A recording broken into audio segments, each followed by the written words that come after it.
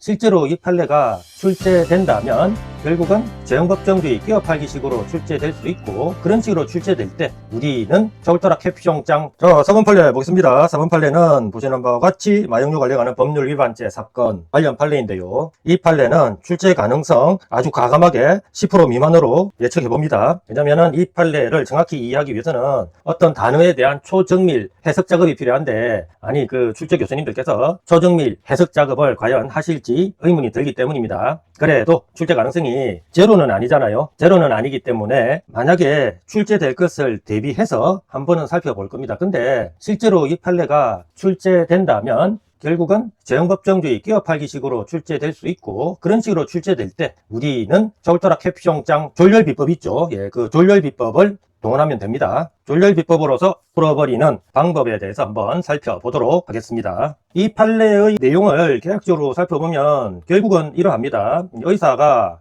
마약류 취급자이죠. 갑이라고 설정하겠습니다. 이 갑인 의사가 이런 행위를 합니다. 업무 외 목적을 위하여 환자에게 마약, 향정신의약품을 주사제로 투여하는 요 행위가 문제가 됐는데, 당연히 투여할 때 공짜로 투여 안 했겠죠. 돈 받고 투여했겠죠. 그래서 이제 검사는 이 행위는 두 가지로 평가된다. 하나는 업무 외 목적의 투여 행위로 평가되고, 또 하나는 돈 받고 이 짓을 했으니 업무 외 목적의 매매 행위에 해당된다. 이거는 한 개 범죄가 아니라 두 가지 범죄, 실경이다. 뭐 그렇게 판단해서 기소가 된 것 같아요. 그런데요, 졸렬비법 우리가 사용해버리겠습니다. 논리하고는 아무 상관없어요. 그냥 문제를 쉽게 풀기 위한 우리 수험생만의 비법입니다. 자, 이 행위죠. 투여라고 돼 있지 않습니까? 근데 이제 법 조문에는 투약, 매매 이렇게 두 가지로 규정되어 있는데, 자, 투약, 양이고, 투약이 양일 때 투여는 양 비스무리하죠. 예, 양 비스무리합니다. 그래서 투여는 투약에는 해당된다. 양 비스무리 양. 영토는 아니잖아요. 투. 예, 거의 도플갱어다. 똑같은 단어다. 예, 이렇게 그냥 집어오면 됩니다. 그런데 버터 이 투여 하면서 당연히 돈을 받았겠죠. 근데 이 투여가 과연 매매라는 양에는 해당됩니까? 완전히 글자가 틀리잖아요. 이거는 그래도 투라도 똑같은 단어가 있어서 투여는 투약에 해당된다. 그러니까 똑같은 양으로 취급할 수 있다. 도플갱어다. 뭐 이렇게 취급할 수는 있겠지만은 매매라는 양에는 해당 안 되죠. 예. 매매라는 양의 종류에는 해당 안 됩니다. 자, 매매가 양이라면 투여는 뭐다? 예, 염소에 불과하죠. 결론, 졸렬비법입니다. 의사가 업무 외 목적으로 투여하는 행위는 투약에는 해당되지만 매매에는 해당되지 않는다. 딱 그냥 이렇게 기억하면 이 판례가 그나마 그 희박한 확률을 뚫고 출제된다 하더라도 여러분들이 쉽게 푸는 데는 전혀 지장이 없을 것 같다라고 생각이 됩니다. 그래도 명색이 판례 강의인데 졸렬비법으로 금방 답을 찾아냈다고 해도 그래도 우리들의 자존심이 있죠. 간단히 왜 그런지 상세히 들여다볼 필요는 없습니다. 간만 봐도 되니까 그 간 정도는 보고 가야 되지 않겠습니까? 그 간을 한번 보도록 하겠습니다. 판결 요지 양가로 1번 한번 살펴보겠습니다. 근데 상세히 살펴볼 필요는 절대 없고요. 제가 체크하는 정도로 그냥 눈으로 살포시 절여밟고 가시면 충분한 그런 판례입니다. 가볍게 보시고 정시간이 있었으면 스킵하셔도 무방한 그런 판례일 것 같습니다. 그래도 안심 보장 차원에서 한번 살펴는 보시죠. 자, 마약류 관리법에 이런 규정이 있답니다. 마약류 취급자, 의사 등이 되겠죠.는 당연히 업무 외 목적을 위하여 어떤 행위를 하면은 당연히 처벌해야 안 되겠습니까? 예, 당연한 그런 처벌 규정이고요. 그러니까 업무 외 목적으로 이런 여러 가지 행위들을 하면은 처벌하는데, 여러 가지 행위들을 또 구체적으로 그 아래 법조문에서 이렇게 규정을 하고 있습니다. 뭐 이렇게 규정하고 있는데, 이제 문제가 된 게 투약이라는 단어하고 매매라는 단어였죠. 그런데 자, 결론적으로 말씀드리면 의사의 업무라는 것이 있고 그 업무 외 목적을 위해서 이런 행위하면 처벌하는 조문이죠. 그러면 애시당초에 의사의 업무가 아닌 경우라면 이 법조문으로 처벌하면 되겠습니까? 안 되겠죠. 분명히 업무에 포함되는 것 중에 그 외 목적을 위해서 어떤 행위를 하면 처벌하는 것이니까. 그죠? 자, 그러면 요 두 행위 중에 업무가 되는 것과 업무가 되지 않는 것만 가려내면 됩니다. 자, 뭐 밑에 상세히 업무의 유형별 규정이 있다고 하는데 이거 볼 필요 없고요, 사실은. 자, 우리가 그냥 상처로 보면 돼요. 자, 의사가 환자한테 투약하는 것은 업무입니까? 아닙니까? 그렇죠. 업무이죠. 업무인데 만약에 업무 외 목적을 위해서 요딴 행위를 하면 처벌.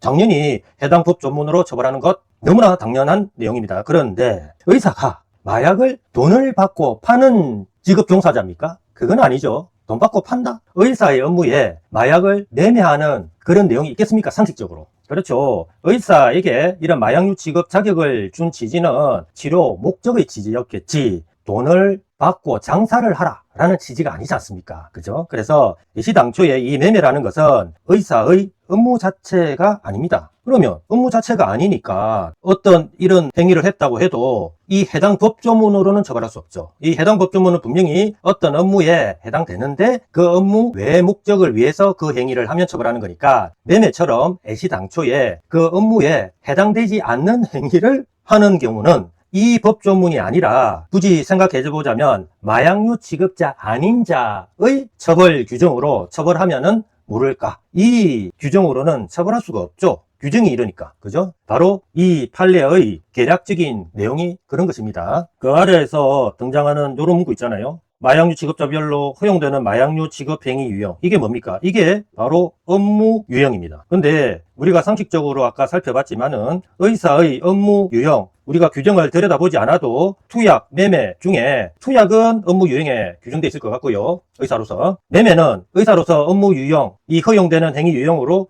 규정되고 있겠습니까? 상식적으로. 그렇죠. 우리는 이 행위 유형 규정을 안 봐도 알고 있습니다. 한번 확인만 한번 해볼까요? 보세요. 이렇게 의사 등이죠. 수의사까지 의사 등의 허용되는 행위 유형, 그러니까 업무를 이렇게 규정하고 있습니다. 자, 마약 또는 향정신서의약품 봐. 투약이라고 돼 있지 않습니까? 여기에 매매 있습니까? 없죠. 투약하거나 투약하기 위하여 제공하거나, 그 다음에 마약 또는 향정신서의약품을 기재한 처방전을 발급, 이래 돼 있지. 이게 바로 의사들의 업무입니다. 매매 있습니까? 매매 없습니다. 처음부터 매매는 의사의 업무에 포함되지 않는 것이죠. 그러니까 이 법조문으로는 처벌할 수가 없겠죠. 자, 양가로 이번에서는 우리가 아까 위에서 확인한 그 내용을 대입만 한번 해보시면 될 것 같아요. 자, 이게 아까 위에 언급한 그 처벌 조문이었죠. 보조령에서 마약류 취급자에 대하여 금지하는 행위인 업무 외의 목적을 위한 사주의랑 갖고 규정된 행위, 처벌되는 행위입니다. 이게 포인트라고 했고요. 위 조항 수범자, 의사죠. 인 같은 법 2조 5항 해당 마약류 취급자별로. 자, 여기서 우리가 아까 위에서 확인한 그 내용으로 체크할게요. 허용, 행위, 유형. 이게 뭐죠? 업무. 그러니까 이 법조문에 해당되려면은 그 행위가 원래의 할 수 있는 업무에 한정돼야 된다라는 겁니다. 따라서 투약은 원래 업무에 해당하니까 이 해당 법조문으로 처벌할 수 있고, 매매는 이 업무에 해당 안 되니까 해당 법조문으로 처벌할 수 없다라는 그런 결과가 나오겠죠. 당연히. 계속 대입시켜 보죠. 따라서 마약류 취급자, 이 사건에서 의사였죠.가 업무 외의 목적을 위하여 자신에게 허용된 취급행위 유형이 무엇이라고 했습니까? 의사로서 할 수 있는 그 업무라고 했죠. 업무에 해당하지 않는 행위. 이 사안에서는 어떤 행위입니까? 매매이죠. 이 행위 유형, 즉 업무에 해당하는 행위는요, 투약이고요. 자, 이런 해당하지 않는 행위, 즉 매매를 한 경우에는 위 법조문으로는 처벌할 수 없다고 했죠. 적용되지 않는다. 너무나 당연한 거 아닙니까? 마약류 취급 의료업자, 마약류 취급자 중에 좀 더 구체화시킨 주체입니다.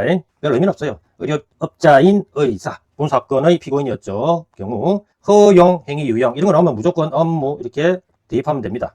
업무는 그렇지 이거라니까 투약 또는 투약하기 위하여 제공. 이거는 사건에서 의미 없었으니까 신경 안 써도 되죠. 그리고 처방전 발급하는 행위 또 의사의 업무에는 포함되나 사건에서 문제된 행위 아니므로 신경 쓸 필요가 없죠. 이므로 의사가 업무 외의 목적을 위하여 투약, 이것만 체크하시죠. 문제된 행위니까 투약 행위를 하면은 이 해당 법조문으로 처벌되지만은 이 행위 이외의 행위, 뭐죠? 업무 아닌 행위, 구체적으로 매매 행위 하더라도 업무 외가 아니기 때문에 지금 문제되고 있는 이 5조 1항으로 처벌할 수 있다 없다? 처벌할 수가 없다라는 겁니다. 이어지는 양가로 3번의 내용은 전체 다 보실 필요 없고요. 3번 내용의 핵심 요지만 체크하시면 될 것 같습니다. 3번의 핵심 요지는 피고인의 그 문제된 행위인 투여 행위가 법조문상 투약에 해당된다, 해당되지 않는다. 그렇죠. 해당된다 라는 것이 그 요지입니다. 이 파트에서는 딱 그 정도로 체크하시면 충분합니다. 근데 우리는 이미 이 글자가 약간 미세하게 차이가 나지만은 똑같이 양양, 도플갱어 취급한다고 했죠. 그 결론만 알고 넘어가면 되는 그런 파트입니다. 이어지는 양가로 4번은 우리가 앞서 봤던 내용들 정리하는 파트죠. 이미 다 알고 있지만은 확인학습 해보겠습니다. 마약류 취급자로서 마약류 취급 의료업자인 의사가 업무 외 목적을 위하여 이런 행위를 했죠. 투여 하는 행위를 한 경우 이는 5조 1항, 4조 1항 결합한 처벌되는 행위인 투약하는 행위에 해당할 수는 있다. 이미 다 알고 있는 내용이죠. 그러나 매매는 해당됩니까? 안 되죠. 매매 행위를 별도로 규정하면서 마약류 직업 어렵자인 허용 행위 유형은 업무라고 했고요. 그 의사의 허용 행위 유형, 즉 업무에 매매가 있습니까? 없었죠. 매매 행위를 포함시키지 않고 있으므로 결국 마약류 직업 어려업자인 의사가 업무 외 목적을 위하여 투여하는 행위를 하였더라도 투약하는 행위로 처벌할 수는 있어도 매매하는 행위로 이 법조문으로는 처벌할 수가 없다라는 겁니다. 해당한다고 할 수 없다. 그래서 이제 이 경우는 그냥 마약류 취급자 아닌 자의 행위로서 처벌하면 될 것 같아요. 자, 이 판례는 사건 개요를 좀 살펴볼 필요가 있는데 사건 개요 요 앞부분은 그냥 심심할 때 한번 독서 아저씨 살펴보시면 충분할 것 같습니다. 그리고 우리가 사건 개요 편에서 체크해야 될 것은 딱 세 단어입니다. 투약, 매매, 그리고 하나 어디 갔어? 예, 판결조지에서는 투여 행위로 묘사되었었죠. 근데 보십시오. 이렇게 똑같은 단어 취급했지 않았습니까? 투약, 투여는 양양으로서 같은 단어 취급을 했던 겁니다. 근데 매매하고 투여는 완전히 양염소 취급한 것이고요. 결론적으로 허용 행위 유형 업무 의미라고 했고 아닌 매매 행위에 대하여는 지금 문제된 5조 1항 위반죄 성립한다고 할 수 있다 없다 라는 것이 우리들의 결론입니다. 연습 문제 보겠습니다. 아까 말씀드렸지만은 이 판례는 굳이 이제 낮술을 드신 출제 교수님께서 출제하신다면 이런 식으로 재형법정주의 문제로서 끼워 팔기식, 즉 끼워 넣기식으로 출제할 수밖에 없을 것 같습니다. 유차석 금지의 원칙에 관한 판례 입장과 다른 것은 자 1번은 해당 판례 내용을 압축 서술한 것이죠. 이미 내용을 한번 살펴봤으니까 결론부로 가서 OX 판단만 하시면 될 것 같아요. 이렇게 규정하고 있다면 이미 그 어떤 규정인지는 아시죠? 의사인 갑이 마약류 취급 어려업자로서 업무 외 목적으로 마약 중독자 A에게 주사제로 투여, 이게 문제된 행위였죠. 투여하는 행위를 한 경우 이 투여는 투약과 양양관계라고 했습니다. 투약하는 행위에 해당할 수 있어도 맞네요. 매매하는 행위로서 마약류관리법 5조 1항 위반 행위에 해당한다고 할 수는 없다. 예, 아주 정확한 옳은 서술이었습니다. 그래서 옳은 지문이고요. 자, 이번 지문은 우리가 가끔씩 봐왔던 한 30, 45번 정도 봐왔던 전형적인 양념소 법칙을 적용하면 되는 재형법정주의 판례 내용이죠.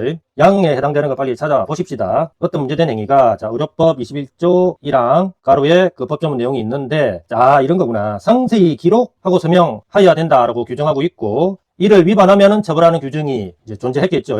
상세히 기록하지 않으면은 처벌하는 규정입니다. 그러니까 요게 양 이렇게 설정하시면 되죠. 근데 이제 문제된 행위 한번 찾아보십시다. 교통사고를 입은 환자에 대하여 진료기록부에 물리치료 횟수 및 약품과 주사 투여 횟수를 실제 느낌이 오죠. 시행 횟수보다 과대 기재했다라는 것은 허위 작성했다라는 거죠. 자, 상세히 기록하지 않았다라는 것과 허위로 작성했다라는 것이 같은 의미입니까? 아니죠. 허위 작성 행위가 염소에 해당합니다. 진실한 내용이라도 상세히 기록하지 않으면은 이 해당 법조문으로 처벌될 수 있지 않습니까? 근데 이 사건에서 피고인은 진실하고는 완전히 별개인 허위로 작성한 것이 문제되었던 거죠. 그래서 이거는 딱 전형적으로 양념소 법칙을 그대로 적용하면 풀리는 내용이었죠. 따라서 해당하지 않는다 라는 내용은 옳은 것입니다. 3번 질문 보시죠. 이 판례 내용은 소절정 울트라 캡숑장 간단히 양념소 법칙 적용하면 되는 그래서 소위 말해서 글자놀이 판례라고 일컬어지는 그런 판례 지문이었습니다. 자, 법조문 단어 빨리 체크 한번 해보시죠. 분명히 국가지정문화재라고 돼 있죠. 뭐 내용은 우리가 살펴볼 필요 없습니다. 단어만 체크하면 돼. 국가지정이라고 돼 있죠. 이게 양입니다. 근데 이제 문제된 행위는 가지정문화재라고 돼 있네요. 이게 이제 문제된 행위입니다. 글자가 음현이 다르죠. 하나는 적법조문에 있는 단어는 국가지정, 문제된 행위에 해당하는 단어는 가지정. 다르죠. 따라서 처벌 대상이다 아니다 라는 내용은 옳은 것입니다. 4번 질문 보겠습니다. 이 질문 내용 역시 글자놀이 판례였죠. 자, 법조문에 있는 단어 빨리 찾아보십시다. 허가를 받아야 양도할 수 있는 부동산은 당해 전통사찰의 경례지 안에 있는 의미였고, 자, 여기 의미 있습니다. 뭐라고 되어 있어요? 사찰 소유의 부동산 이라고 떡하니 규정되고 있지 않습니까? 이게 법조문에 있는 단어 양이었고요. 그런데 이제 피고인의 문제된 행위에 해당하는 단어는 이거네요. 사찰 소속 대표단체의 소유의 부동산이 문제된 행위에 해당하는 단어였습니다. 자, 글자가 같아요. 이게 사찰 소유 대표단체의 소유 글자가 완전히 판이하게 다르죠. 당연히 염소였고요. 부동산이 포함된다고 볼 수 있다. 말도 안 되는 소리죠. 틀린 내용입니다. 따라서 판립장과 다른 것은 4번이네요.